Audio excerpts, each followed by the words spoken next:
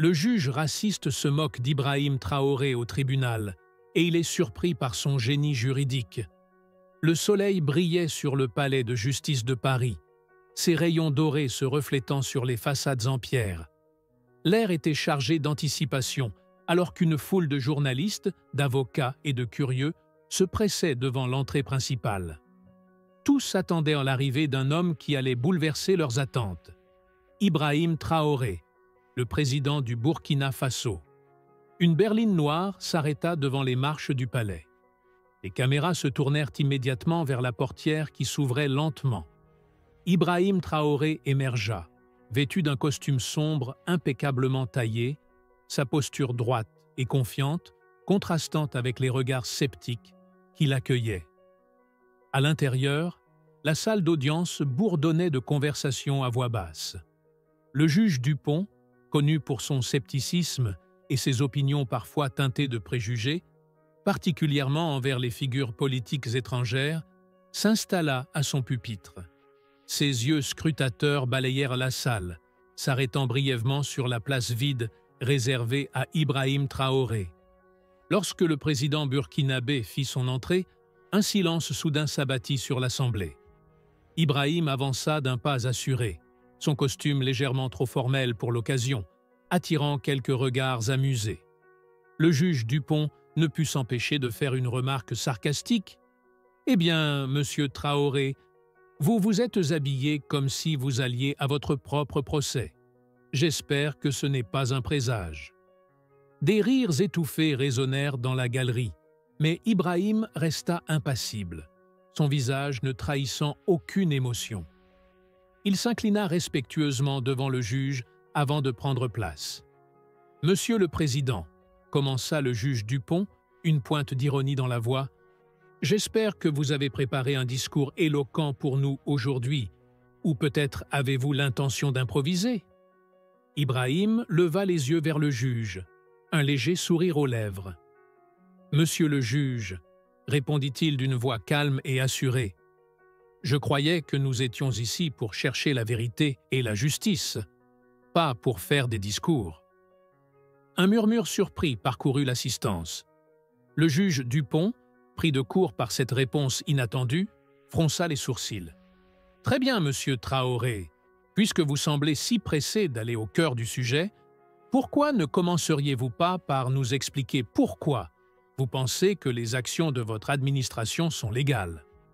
Ibrahim hocha la tête, son expression sereine ne vacillant pas un instant. Il se leva lentement, ajustant sa cravate d'un geste délibéré. L'avocat de la partie adverse, un rival politique d'Ibrahim, se pencha en avant, prêt à intervenir au moindre faux pas. « Monsieur le juge », commença Ibrahim, sa voix résonnant clairement dans la salle maintenant silencieuse, « avant d'aborder la légalité de mes actions, permettez-moi de clarifier certaines interprétations juridiques erronées qui ont été présentées dans ce cas. » Le juge Dupont haussait un sourcil, intrigué malgré lui. Il fit un geste de la main, invitant Ibrahim à poursuivre. L'atmosphère dans la salle changea subtilement, la curiosité remplaçant le scepticisme initial. Alors qu'Ibrahim commençait à exposer son argumentaire, détaillant avec précision les subtilités juridiques du cas, il devint évident pour tous les présents que cet homme n'était pas seulement un président, mais aussi un juriste accompli. Le juge Dupont, qui s'attendait à une défense maladroite, se retrouva à écouter attentivement, son intérêt piqué par la clarté et la profondeur de l'analyse d'Ibrahim. La tension montait dans la salle, les regards passant du juge à Ibrahim, puis à l'avocat adverse, qui semblait de plus en plus mal à l'aise. Ce qui avait commencé comme une audience routinière se transformait rapidement en une démonstration de maîtrise juridique que personne n'avait anticipée. Le silence qui régnait dans la salle d'audience était palpable. Tous les yeux étaient rivés sur Ibrahim Traoré, qui se tenait debout, calme et imposant. Le juge Dupont, visiblement intrigué par l'introduction du président burkinabé, lui fit signe de continuer. Ibrahim prit une profonde inspiration, ses doigts effleurant légèrement les documents soigneusement disposés devant lui. « Monsieur le juge », commença-t-il, sa voix claire et assurée résonnant dans la salle, permettez-moi d'aborder le cœur de notre affaire, en commençant par déconstruire les interprétations erronées qui ont été présentées jusqu'à présent. » L'avocat adverse, Maître Leblanc, se redressa sur sa chaise, prêt à intervenir. Mais Ibrahim poursuivit sans hésitation, sa voix gagnant en force et en conviction à chaque mot. « On a prétendu que mes actions en tant que président du Burkina Faso outrepassaient les limites constitutionnelles. Cependant, cette affirmation repose sur une lecture superficielle de notre loi fondamentale. Si nous nous référons à l'article 36 de notre Constitution amendée en 2015, nous voyons clairement que… » Ibrahim se lança alors dans une explication détaillée et nuancée des subtilités juridiques de la Constitution burkinabé. Il cita des précédents, des interprétations juridiques faisant autorité et même des décisions de la Cour constitutionnelle française pour appuyer son argumentation. Maître Leblanc, visiblement agacé, tenta d'interrompre. « Objection, votre honneur. Monsieur Traoré n'est pas un avocat et ne devrait pas… » Le juge Dupont leva la main pour l'arrêter. « Maître Leblanc, je suis curieux d'entendre ce que Monsieur Traoré a à dire. » « Continuez, le président. » Ibrahim incline légèrement la tête en signe de remerciement et poursuivit son exposé. Il aborda ensuite les accusations spécifiques portées contre son administration, les déconstruisant une à une avec une précision chirurgicale. Concernant l'allégation de détournement de fonds publics, il déclara « Je tiens à attirer votre attention sur le rapport de la Cour des comptes de 2024, page 127, paragraphe 3, qui stipule clairement que… » Le juge Dupont, qui au début semblait sceptique, commençait à montrer des signes d'intérêt croissant. Il posa plusieurs questions pointues, testant la profondeur des connaissances d'Ibrahim. « Monsieur Traoré, comment répondez-vous à l'accusation selon laquelle votre décret du 15 mars 2024 viole le principe de séparation des pouvoirs ?» Sans hésiter, Ibrahim répondit « Monsieur le juge, cette accusation ne tient pas compte de la jurisprudence établie par la décision du Conseil constitutionnel français de 2008, qui a clarifié les limites de l'exécutif en situation de crise. Si nous appliquons ce raisonnement à notre contexte… » Les murmures dans la salle s'intensifièrent. Les journalistes griffonnaient frénétiquement, les avocats échangeaient des regards surpris. Maître Leblanc, quant à lui, semblait de plus en plus mal à l'aise, feuilletant nerveusement ses notes. Ibrahim continua son argumentation, abordant chaque point avec une clarté et une logique implacables. Il cita des textes de loi, des décisions de justice et des principes de droit international avec une aisance qui aurait fait honneur à n'importe quel avocat chevronné. Le juge Dupont, initialement condescendant, écoutait maintenant avec une attention soutenue. Son expression passait de la surprise à l'admiration. Alors qu'Ibrahim démontrait une compréhension approfondie non seulement du droit burkinabé, mais aussi du droit français et international.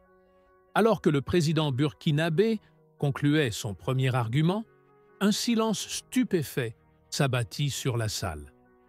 Le juge Dupont se pencha en avant, les doigts croisés sous son menton. « Monsieur Traoré, » dit-il lentement, « je dois admettre que votre argumentation est impressionnante. Vous avez clairement une compréhension du droit que je n'avais pas anticipée. » Ibrahim incline modestement la tête. « Merci, monsieur le juge. J'ai toujours cru que la connaissance de la loi était essentielle pour gouverner justement. » Maître Leblanc, sentant que la situation lui échappait, se leva brusquement. « Votre honneur, je demande une suspension de séance pour… » Mais le juge Dupont l'interrompit d'un geste. « Pas maintenant, Maître Leblanc.